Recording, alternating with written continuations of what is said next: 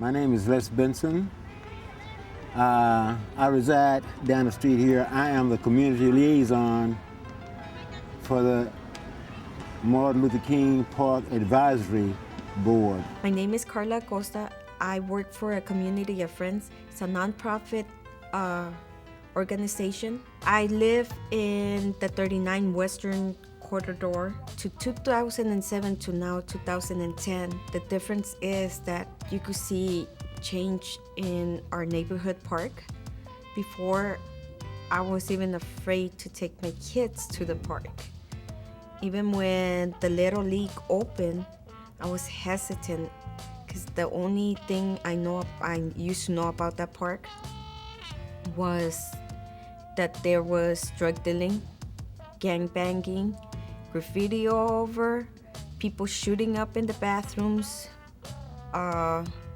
prostitutes in the bathroom doing their business. Kids used to have a hard time in this park. There used to be skiffles in this park, you know. I walk my dogs through this park at 6:30 in the morning. A lot of times I would see a blood trail. And it was profuse droppings of blood, a large amount of blood, so I knew somebody was hurt real bad.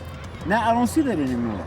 Kids now can come in this park, and if no one tells them the history of this park, they would think this park was built like this here and exists like this here without any historical development from coming from a gangbanger's park up to what it is right now, where people can come out here and picnic and barbecue and have fun. This tennis court here is new, and this basketball court here is new. This is a place that you can come right now and enjoy the outdoors without being cooped up in a house. You can bring your kids here, you can rest while they exhaust themselves, and when you go home, you feed them. I guarantee you they're gonna go to bed.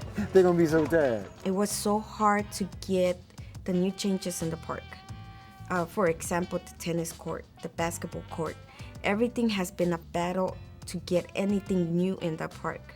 They kept changing the timeline on us when things was gonna get done in the park.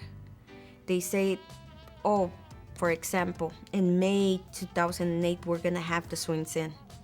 It was September 2008 and nothing was done.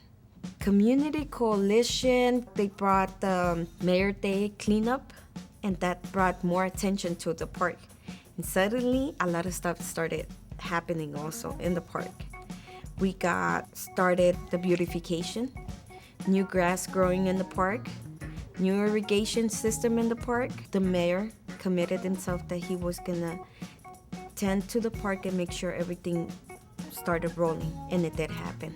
If it had not been for the community coalition, we wouldn't be in this mild state and form right now.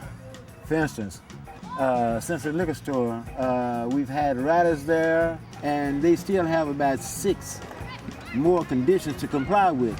But if it were not for the community coalition, Central Liquor Store wouldn't be on the skids right now. Community coalition has taught us how to raise our voice, work hard for what we want, fight hard for what we want, and stand our grounds for what we believe. A lot of our friends in the community that are now leaders, we all stand together and we have learned to fight.